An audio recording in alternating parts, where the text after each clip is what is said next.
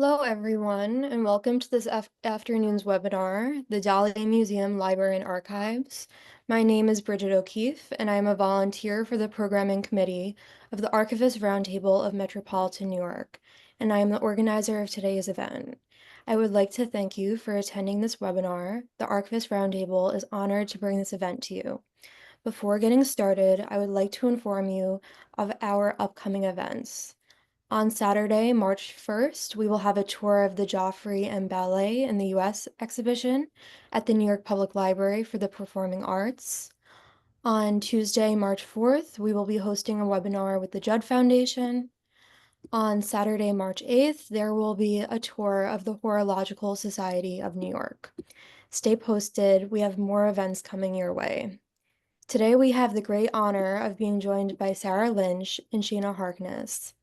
Shaina Harkness is the collection manager, librarian, and archivist on the curatorial team at the Dalí Museum, where she has worked since 2014. A Florida native, Shaina has also lived in Las Vegas, Paris, and Dijon, France, and Iringa, Tanzania. She earned a Bachelor of Arts in History and French from Stetson University and spent 6 years teaching high school French and advanced social sciences. In 2013, Shaina completed her Master of Library and Information Science at the University of South Florida, specializing in special libraries. During her studies, she worked in law and medical libraries before becoming an art librarian at the Dalí Museum. Sheena's role at the museum soon evolved into collection manager, where she launched the Dalí's first online collection of works.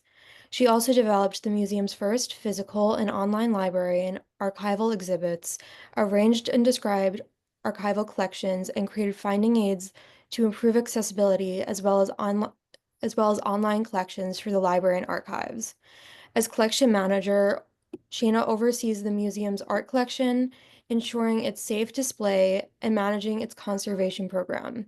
She also handles image rights and digital assets for the permanent collection and temporary exhibitions and serves as publication coordinator for exhibition catalogs. Sarah Lynch is an MLIS candidate at the University of South Florida with a degree focus on rare books and special collections. Lynch has served as the executive assistant at the Dalí Museum since October 2023. Prior to joining the Dalí, Lynch earned her bachelor's degree in art history with a focus on contemporary art at the University of South Florida and served as marketing and curatorial assistant at the Museum of Fine Arts in St. Petersburg. In 2021, Lynch was the marketing and executive assistant under sports programs at USF. At the Museum of Fine Arts in St. Petersburg, Lynch notably wrote and designed their Center for Autism and Related Diseases Sensory Guide, My Trip to the MFA, in cooperation with the University of South Florida, making the MFASP an autism-friendly business.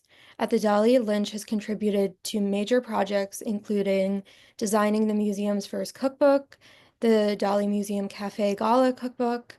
As executive assistant, she mainly serves the executive director, Dr. Hank Hine, as well as the museum's board of trustees. Currently, Lynch is on course to be awarded her MLIS this spring 2025.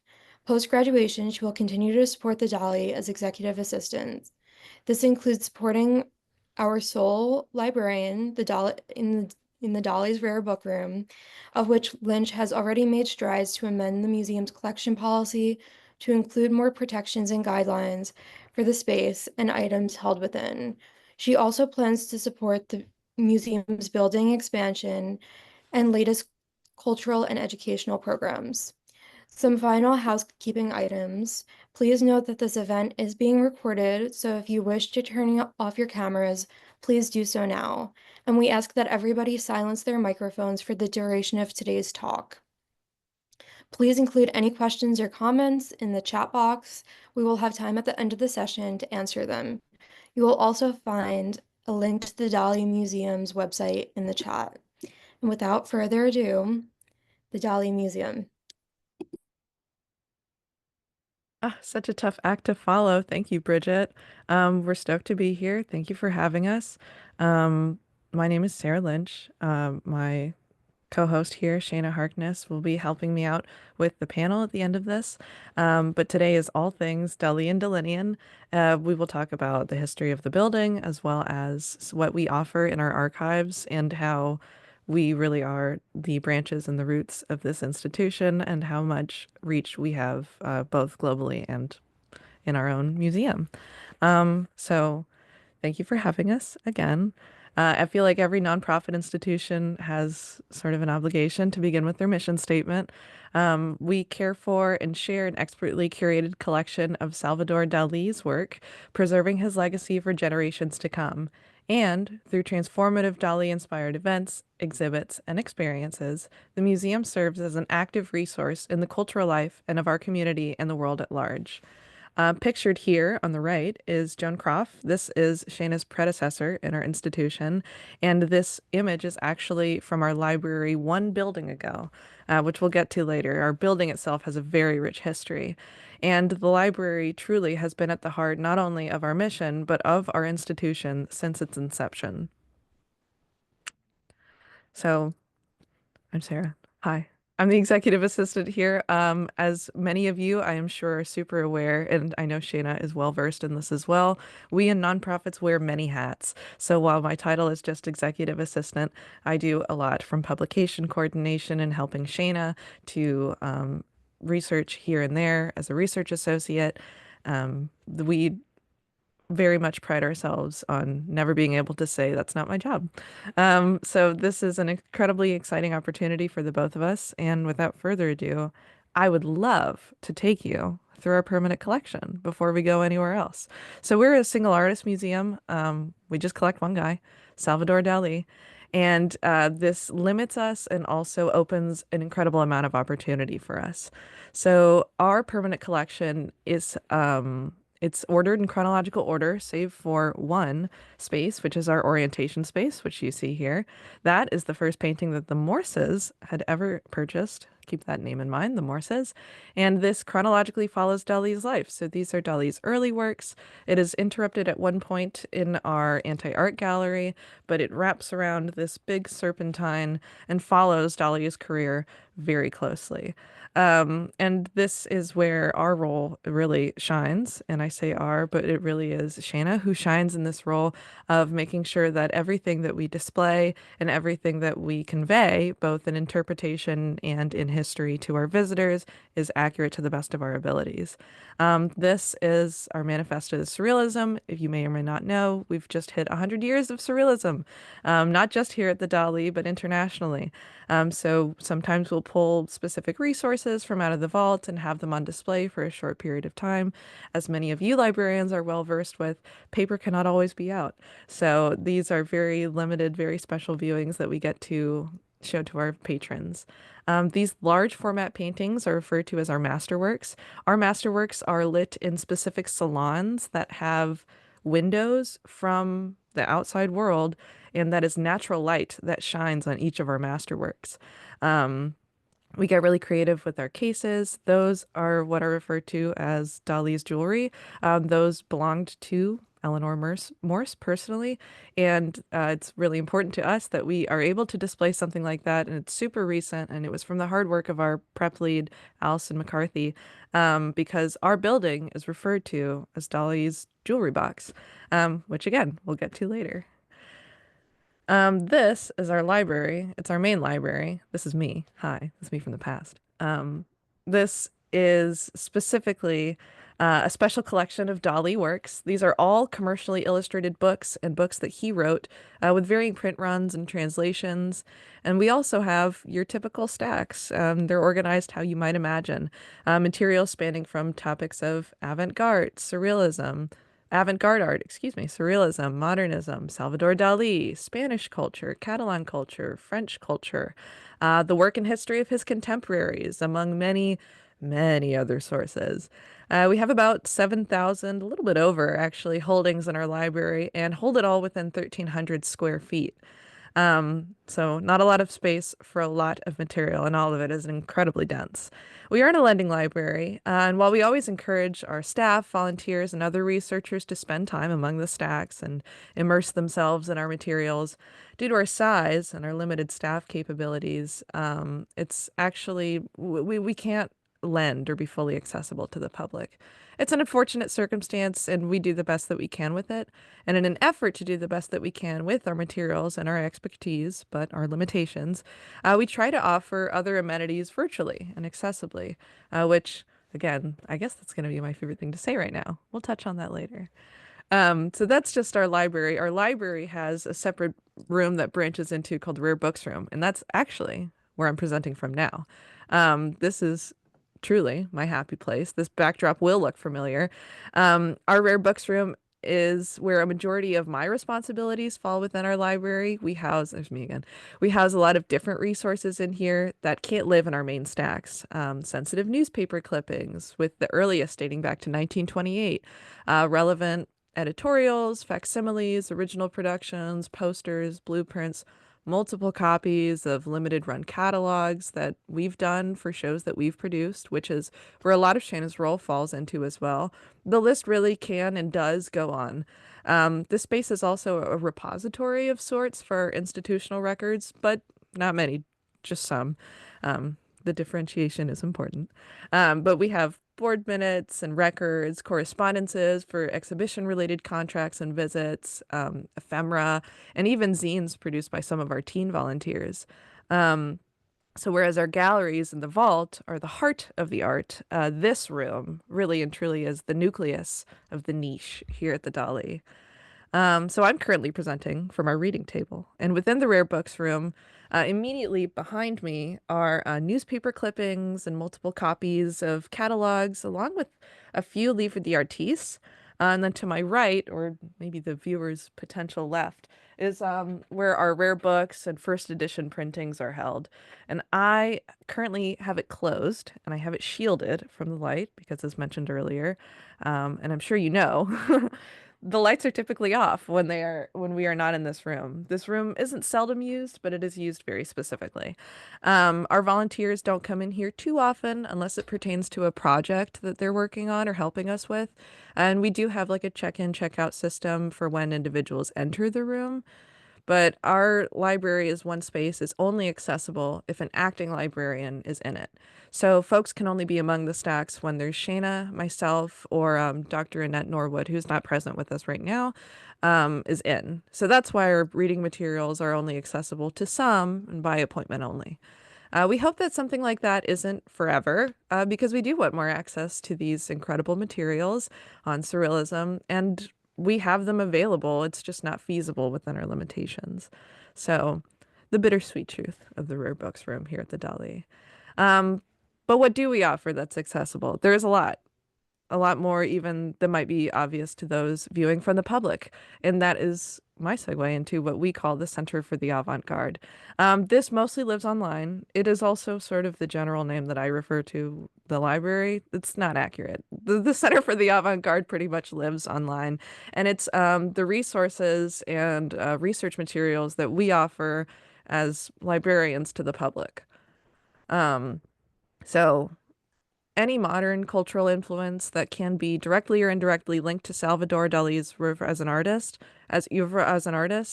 so like Dalí in pop culture, that's what we hold in either our digital collection or in our avant-garde studies journal. Our avant-garde studies journal started in 2015 solely by Miss Shaina Harkness. This lady does it all. I'm not kidding. But we had a really interesting, which is why I mentioned Dalí in pop culture, staff involvement in 2023. So as has been historically the case with Salvador Dalí, art history doesn't necessarily not take him seriously, but doesn't give him too much spotlight. And we thought, Year of Our Lord 2023, let's give him a spotlight.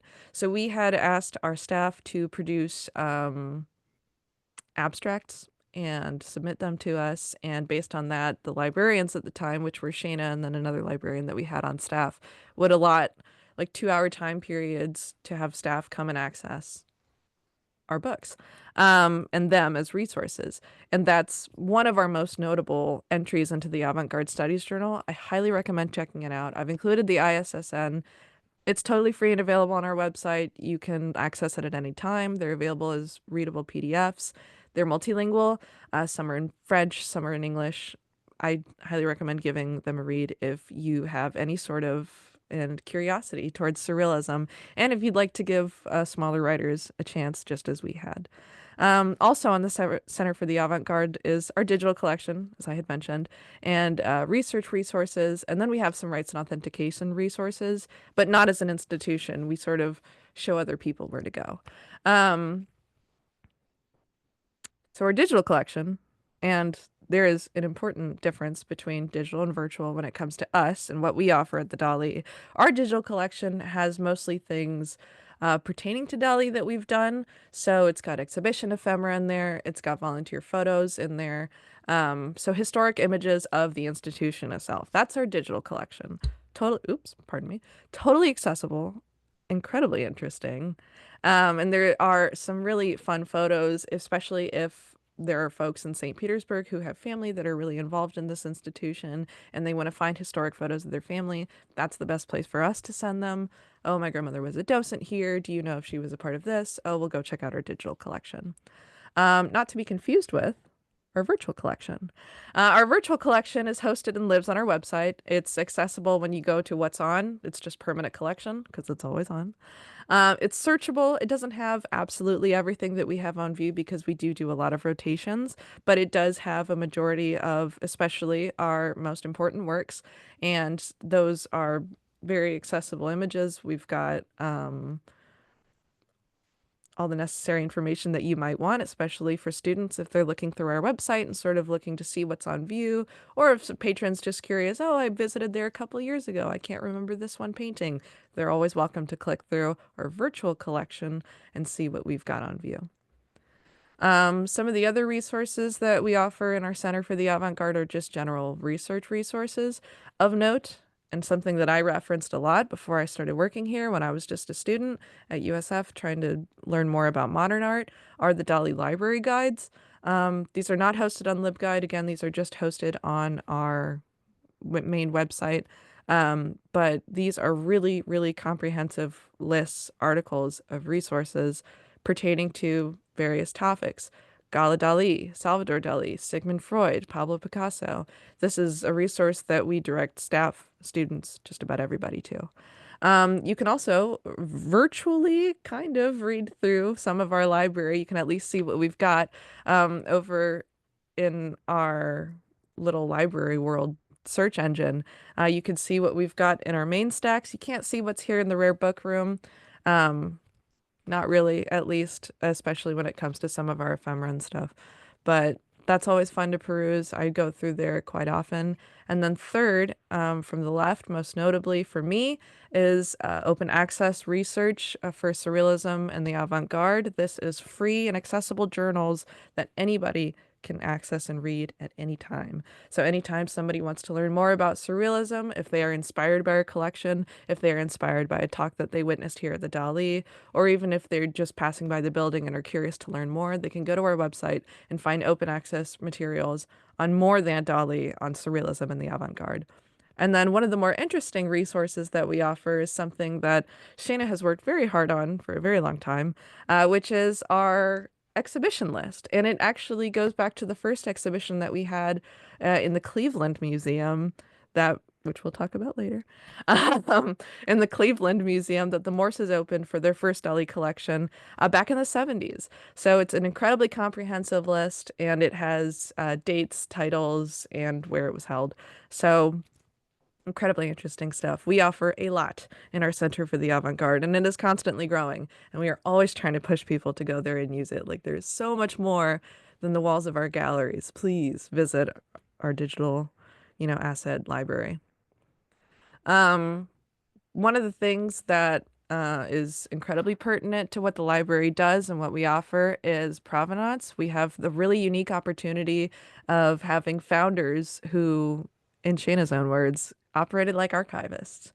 So our founder, Mr. Morse, actually provided us with the groundwork for a lot of our internal provenance. And then picture here is just one example. So this is De Gross, or Big Toe on the beach. And it's that's little spec sheet is his accountants or accounting of the provenance of the piece itself. And we have tons of examples like this. And most of them are not one page. Some of them are very in depth. And we also have what we call the Morse journals. So he had costs, massive lists of contacts, galleries, journals, and his accounts with these galleries and contacts. And we have the privilege of having this primary source available to us. So we use it for a lot of our provenance research, and we make it available to our volunteers and interns who we super rely on. Because especially if it's just Shaina, myself, and on occasion Dr. Annette Norwood, there's not a whole lot of manpower to do the things that need to be done in a single artist museum, like keep up to date on provenance and put this accurate information out to the public. And thus, is my next segue into the opportunities that we provide here in the library. So the interns at the Dalí and the volunteers that work here are really the backbone of our foundation or of our institution. Um, this library didn't really have interns until about 2015. That was Shayna's first intern, or well, our institution had interns, but our curatorial team did not. It was Shayna who really said, not only let's give the young people a chance, but let's have some more manpower in our library so we can be able to grow and do more. So as is with a lot of nonprofit institutions, and then within them or in general libraries, we're really reliant on volunteers and interns. Volunteers and interns help us from anything and everything, from reading and creating notes on legal documents to adjusting our wall labels and orientation signage to invoice auditing, like we recently had an intern do just this past fall, which Shayna and our intern Sophia correlated painting titles from invoices to provenance history of works in our collection. A fun example that I learned about today was that we recently renamed a painting, and this is something that, again, we probably wouldn't really be able to do without the support of our volunteers. This was by a graduate intern, if I'm remembering correctly, but our founder, Reynolds Morse, would name paintings himself that he purchased from Dalí. And they wouldn't always be named correctly. So with the help of a grad student, we renamed the disappearing bust of Voltaire to Bust of Voltaire. We learned that the disappearing part actually had no records in any other shows or exhibits, so we corrected course. It's because of the support that we have from volunteers and interns that we're able to accurately portray Dalí, his life, and his works to our patrons. So why the Dalí? What compels essentially the workforce to come to us and to work for free, and what compels research and academia? Why Dalí? So this photo is a personal Polaroid of Eleanor and Dalí. Eleanor Morse is the wife of Reynolds Morse. These two are our founders, and I promise I will talk about them. This was a personal Polaroid that was actually had a very sweet note on the front, and it was signed by Dalí. I just looked at it, and it said, "To my dearest Eleanor," in these crazy, barely legible letters. We don't know the photographer, unfortunately, but this is one of the most interesting collector-artist relationships that we can call our own, for sure. Um, who was Salvador Dalí? You'll notice my use of a rather aged Salvador Dalí photo. That's because the context that I wish to provide on this man will be brief and a bit more recent. This is because Salvador Dalí is like if a lot was a person. So to keep things relevant, though it's arguable that all things are relevant when it comes to Salvador Dalí, here's the spark notes on the surreal being himself. He was born in 1904, very famously, just a few months after his brother Salvador Dalí died, and so he was effectively named after his dead brother. He did have a sister with whom he had a very interesting relationship with. He never finished his degree in art school, but he famously almost did. He was invited to join the Surrealists at 25, and then he was kicked out of the movement at 30, essentially for not being punk enough or for not following sort of the tenets that André Breton had set for the Surrealists. And then he had a really prolific body of work. He was an incredibly commercial man.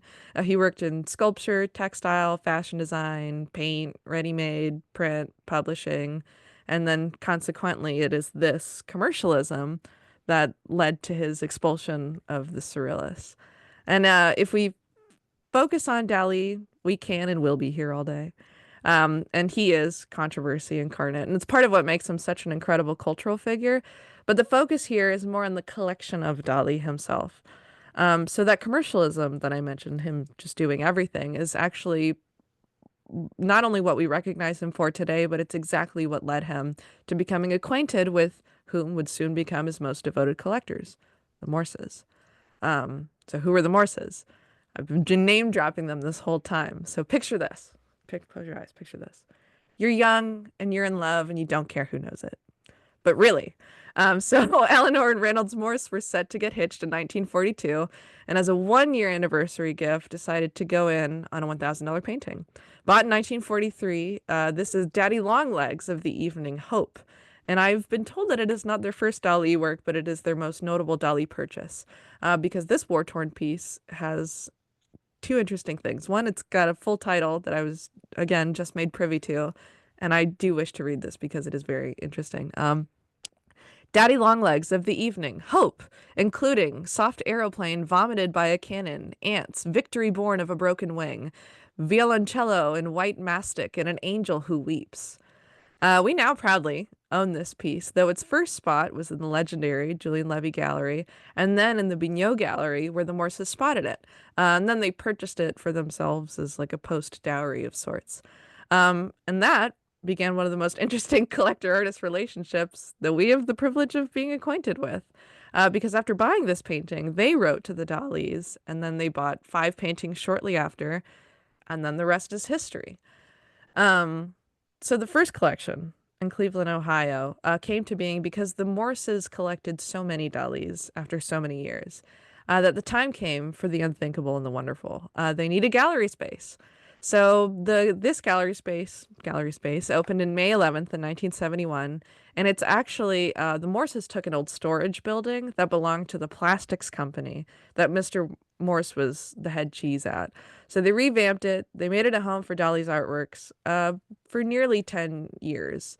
So it's at 2450 Commerce Park Road, which is off in Cleveland, Ohio. And then this is important because I'm going to do a little bit of show and tell. And as is, of course, everyone's favorite part of visiting something like a rare books room, we have a lot of posters and ephemera here in this room.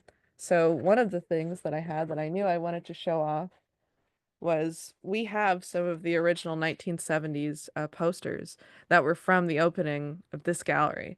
Salvador Dalí famously drew this logo himself. Um, and it opened on his birthday, as you may have noticed, May 11th. Um, so there's always a tie. I had to put that back very gingerly. There is always a tie between what we collect here and what we house here in our archives and in our rare book rooms, and then what corresponds directly to the history of our institution.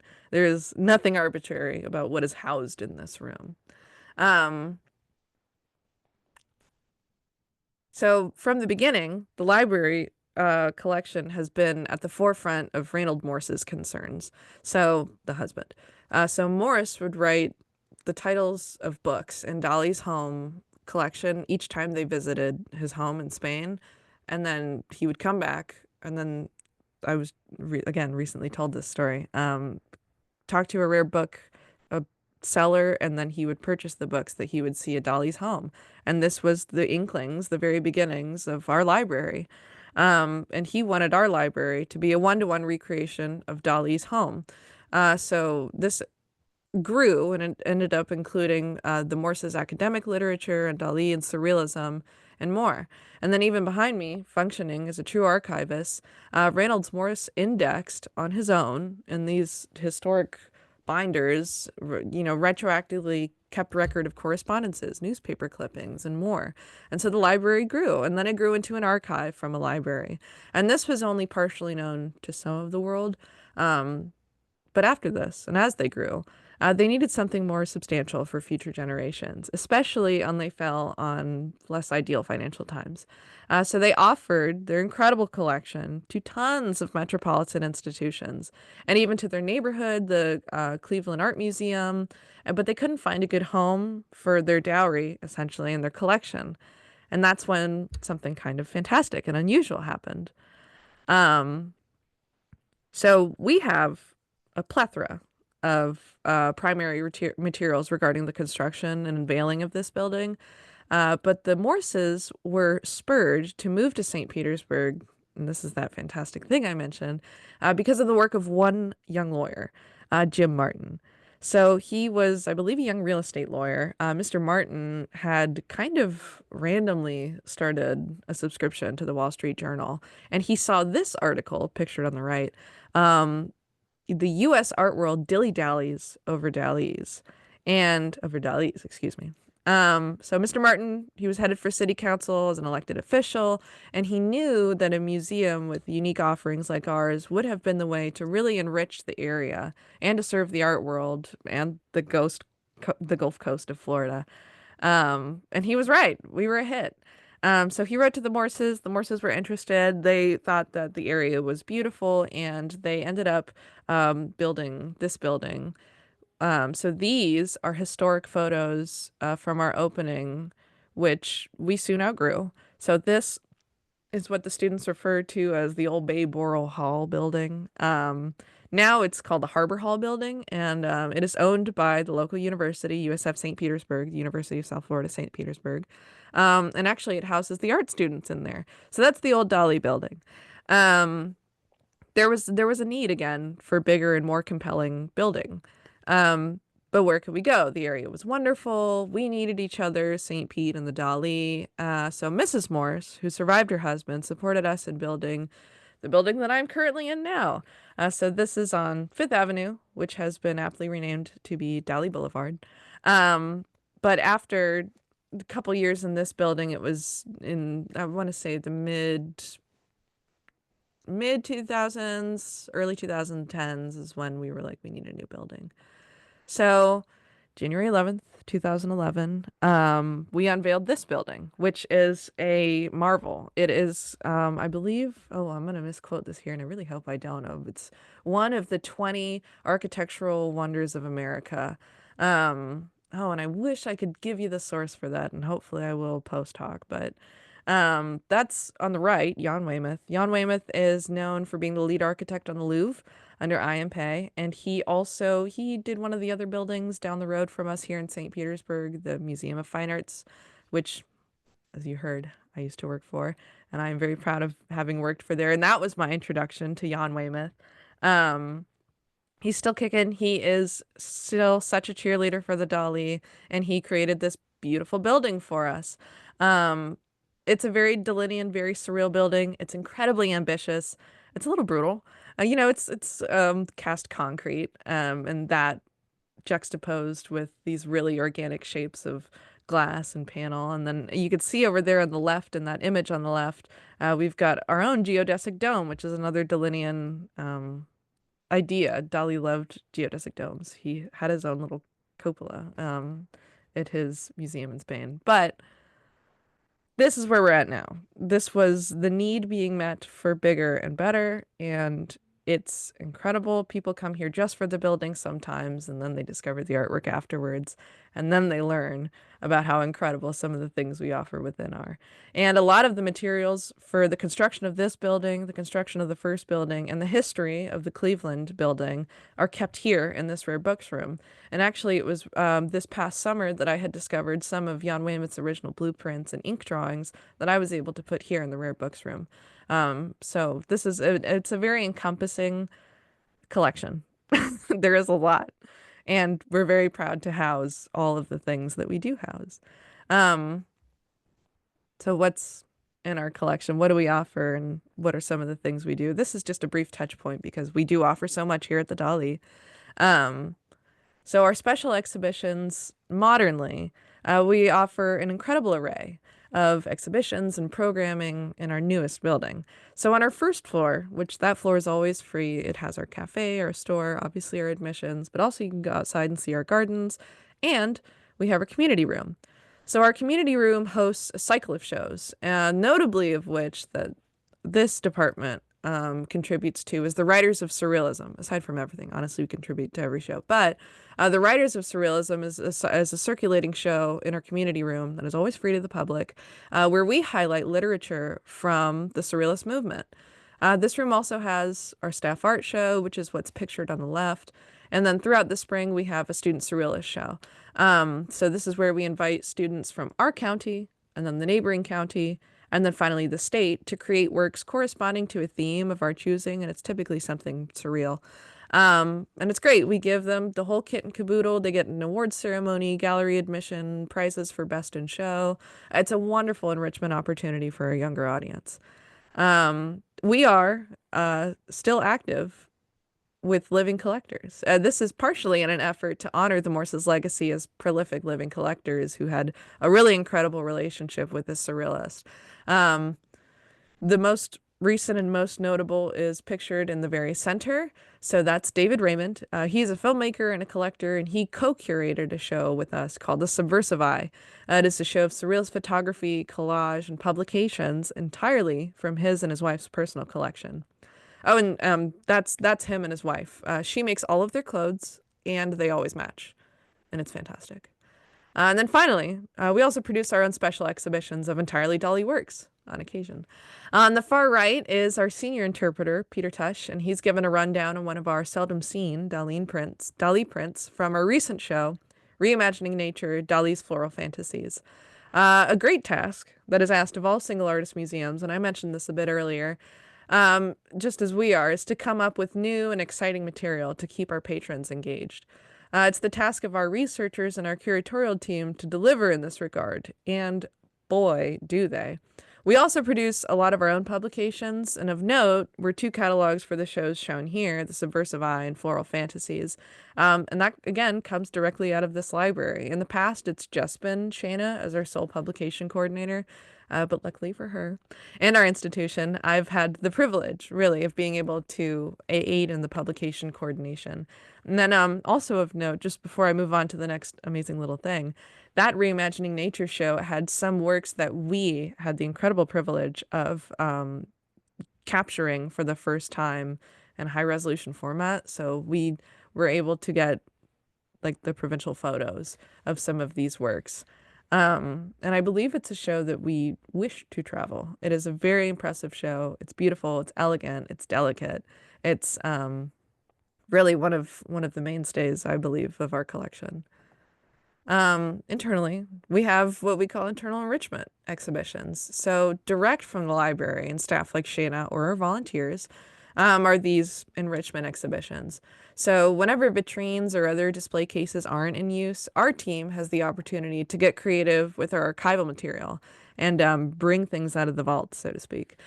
This is both to show staff and encourage continued education among interns, volunteers, and select invited visitors. So pictured here are the Goen art books. They live here in our rare books room where I'm presenting from now. These books were owned and donated to us by a dear departed volunteer and docent, Wally Sherburne, who really did live and breathe Dalí Museum. And it's another great testament to our reliance and gratitude towards our volunteers and our interns. So here's an excerpt that would have been in this display case.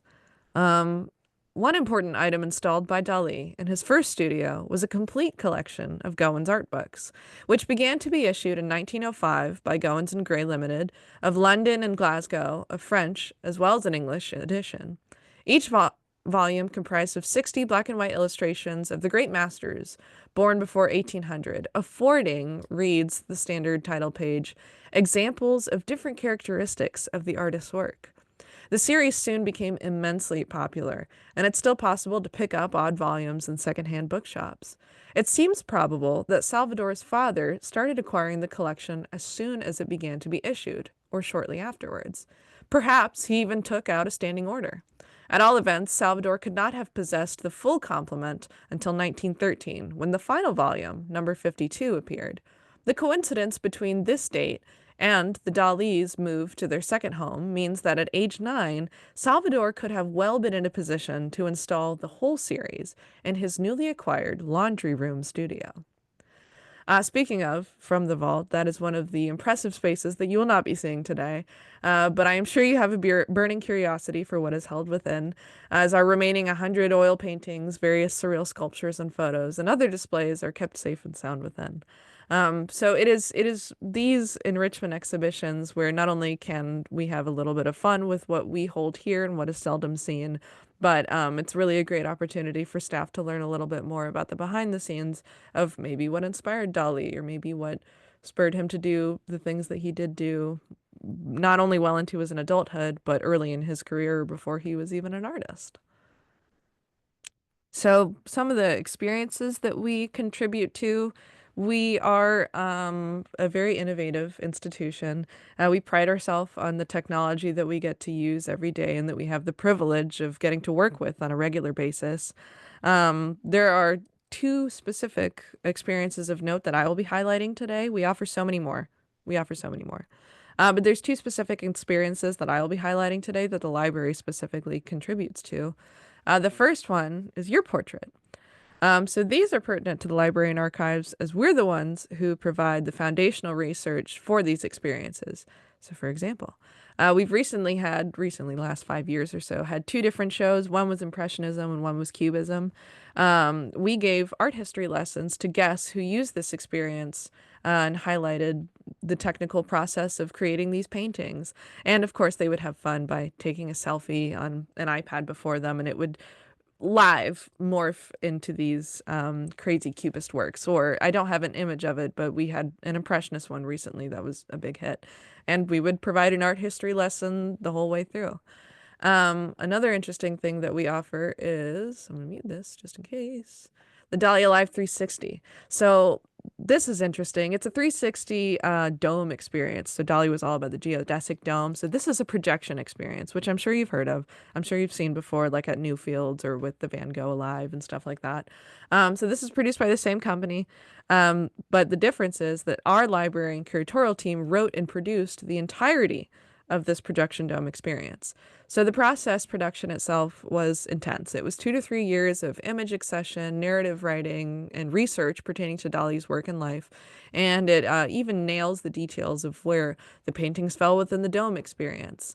So now our 360 theater houses a little bit more than Dalí. Right now we've got a Pink Floyd show, and sometimes we offer it for venue use. But this really is something revolutionary that we offered that provided people both a really great orientation on Dalí if they weren't familiar, but also it portrays it in a way that's exciting and that's new. So this really keeps people engaged. It's about a 36-minute show, and it's a really intense labor of love. And if you ever find yourself in St. Petersburg, yes, please go through the galleries. But I do highly encourage checking out our Dome 360 experience. And that's not supposed to be there. And that's just about all I have for now. I truly do believe if I kept going, we would probably be here for the remainder of 2025. But as you can see, we encompass a whole lot here at the Dalí, and we are big fans and very proud to wear many hats, especially when it comes to portraying the legacy of someone so influential and so really just great as Salvador Dalí. So thank you. And without further ado, I'll hand it back to Bridget. Thank you so much, Sarah. That was incredible. We do have some questions in the chat. The first question is about degenerate art.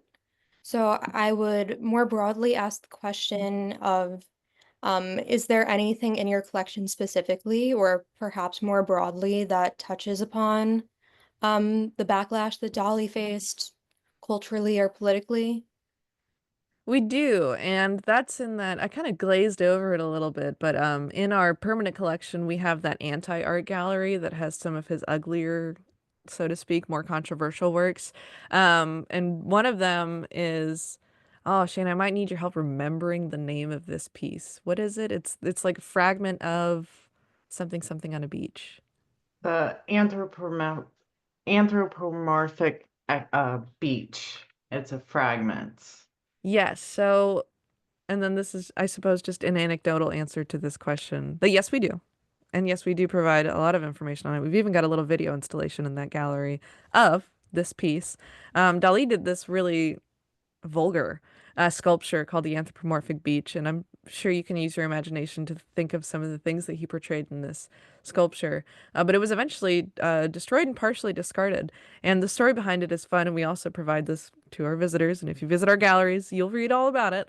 But the Morses visited Dalí up in Spain and found a fragment of this sculpture and in like a discarded trash can, and Reynolds Morse just took it. um, so there was an attitude that Dalí had towards himself and towards his own stage in that art, and then of course there was the public perception, which for that one I would encourage you to come to our galleries and check it out yourself. But yes, we do touch on it because we do believe that while it is for some potentially difficult to look at, it is incredibly interesting and integral to Dalí. Great, thank you so much. Um, the next question we have is, there was a New Yorker magazine knockoff of Guernica this week. Do you keep track of all the parodies and variations of work based on Dalí or inspired by Dalí? Shaina chuckles and smiles. Maybe we can tag team this one. I know that we keep track of any time he's mentioned in the news. I have press pushes for every time Dalí, Salvador Dalí, Dalí Museum, Dalí Museum St. Pete is mentioned. So we do keep track of those things. We don't keep a formal record as far as I'm concerned, but Shaina might have a more direct answer about parodies. Um, yes, I would not say that they are cataloged, officially. But through the years, I mean, I get probably monthly uh, snail mail with people's pictures. We get lots of emails. People send in their tattoos. It could be a parody of a portrait of Dalí, or it could be a parody of one of his paintings. Um, Numerous artists who tell us that they paint in homage to Dalí. So yes, I get inundated sometimes with this. A lot of times I just put them in an archival folder and put it on the shelf. Unfortunately, as Sarah had mentioned, due to staff time, I can't officially index catalog, but there is a general section of them. And fun, quick-ish segue. That is one of the things that our volunteers work on is we actually have a specific cabinet of related Dalí items, like the pencils that inspired him to do the Venus foot drawers, or the moth that inspired, um, oh crow, what is that? I was even told the other day that it wasn't even a moth. Did you know that? We have volunteers that go through some of these materials and they label them or they find sources for us to use and relate to them too. So we do find those things very important and we do get them.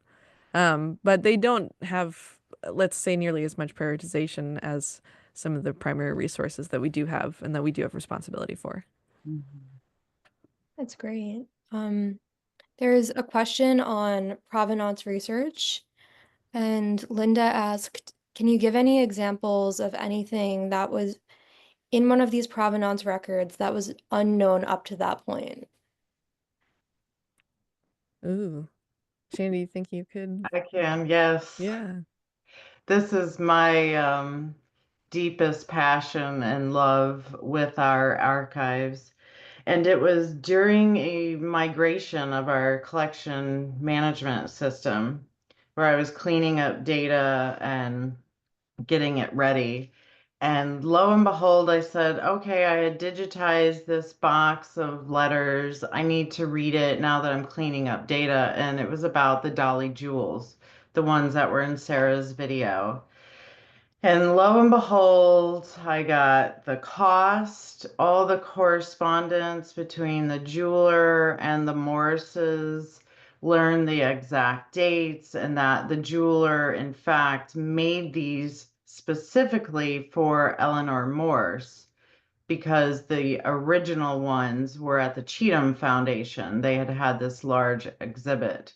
So just because I had digitized a couple of years ago, but kind of left it alone, and I was cleaning up data, there I could go in my accession records and update it that it went through these certain people and how they were made, and that's just one example. I find little things like this, especially with our drawings or watercolors. The paintings are, we have more of a complete custodial history, but now and then I do find other things in the archives, when I have a little downtime and looking through the archives.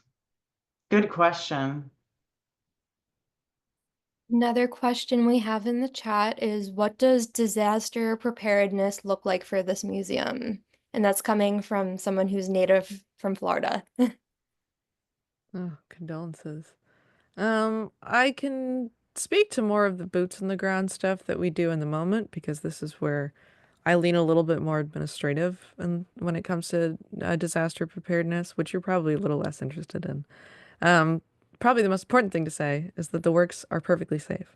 And then this is where I can go back to Jan Weymouth's prowess as an architect, is that that there are two titles for the Dalí Museum. One is Dalí's Jewel Box. That is a Jan Weymouth coin turn.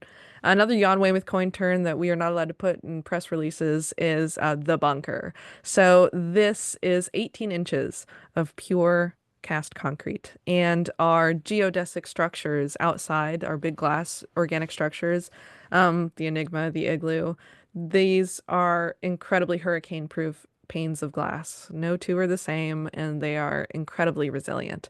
The building itself can withstand a Category 5 hurricane. The glass panes, I believe they only reach up to technically a Category 3, but they are, again, totally reinforced. Our artworks all live on the third floor of our institution. So it is first floor is free. Second floor is where all the work gets done. Third floor is where all the magic happens. That's where all the artwork is. So our artworks are housed incredibly safely in the bunker or Dalí's jewel box. And disaster preparedness looks like our director of facilities, and our director of security, as we recently had to exercise with our two back-to-back hurricanes, Helene and Milton, staying here and hunkering down and ensuring the absolute safety and survival, not only of the artworks, but of the building itself. So we take disaster preparedness really seriously here. Shaina, I don't know if there's any other sort of precautions that we might take that we're willing to share. More like for me as a collection manager, because we are so prepared because of our building, but as a couple other, I was able to write procedures like if we have works that I've pulled out into the rare book room that came from the vault, or you know, they've come out of the vault or they've come down to the gallery before a hurricane, and we know well in advance, they get taken to the vault, which is on the second floor, which has the same design. They're these steel roll down doors. So things like that are moved prior to the hurricane. But then we're more about recovery. The whole what if, we have our conservators on standby. Paper, painting, and objects. So I correspond with them before. If something's at conservation and our conservators are in Miami, I contact them. Where's the painting? So we do have process. And the director of facilities, myself, long ago, we took numerous classes about it. And so then we wrote these steps and procedures for it. Shane, it's really funny that you mentioned those roll down steel protective measures because I believe that's in the Bayboro Hall building. Part of what instigated us to finding a new building is because they were not secure and not reinforced in that old building. And of course, everything was on the first floor and we're right by the bay. So we have a little bit of trial and error. We have learned how Mhm. to live with Florida just as it has learned to live with us. Thank you. And I think we have time for one more question. The Dalí Museum curatorial team has started to embrace AI, and someone in the chat asked, how does the library ensure the responsible use of AI, especially in light of its use in some of the experiences you mentioned? Also, if you would like to talk more broadly about AI initiatives in the museum, that would also be of interest. We've got some really interesting stuff we offer here. And as is the blight of all librarians, ethics is at the forefront of all of it, right? I feel like there are a lot of crossed lines when it comes to both the use and the encouragement of AI or generative AI or image production using these learning systems, whatever you want to call it. What the curatorial team does is we have, again, an incredible privilege of taking these learning machines and we provide our primary resources to these machines. So of note, Ask Dalí. That's our most recent experience. Fun little analog phone. You pick it up. Salvador Dalí, a generated voice fed off of his audio, so it sounds just like him, picks up, says, "Hi, I'm Salvador Dalí. You can ask me anything." You can ask him questions in English, Spanish. We've had people ask in Korean and he responds in Spanish. We're working on a model in Chinese, I believe. So we're trying to make it accessible, but we feed it off of our own writings. And our curatorial team, this was really interesting when it was happening live. We would feed Ask Dalí questions, and then again, this is just an example. We would feed Ask Dalí questions, and then we would fact check his answer based on not only what we have, but what our curatorial team knows after years of, human research. I feel like when it comes to using learning systems and learning technologies, especially in nonprofit institutions and in institutions like ours where we're always like accessibility, accessibility, it can become kind of daunting because there are a lot of ethics involved with what the sources are pulled from, what goes into sustaining these systems from an environmental perspective.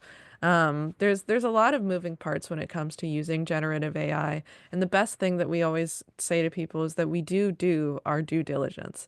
There is nothing that we would put in this institution that portrays any sort of an image that we would not want portrayed, especially when it comes to Salvador Dalí, but especially when it comes to this area and the people that we represent.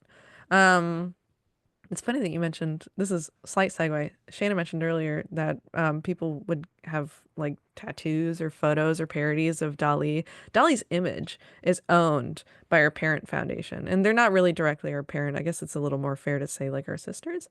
Over in Spain, the foundation Gala Salvador Dalí, they own his image. They own his essence. There is nothing that we would do or produce that would directly negate anything that they want him to be represented by.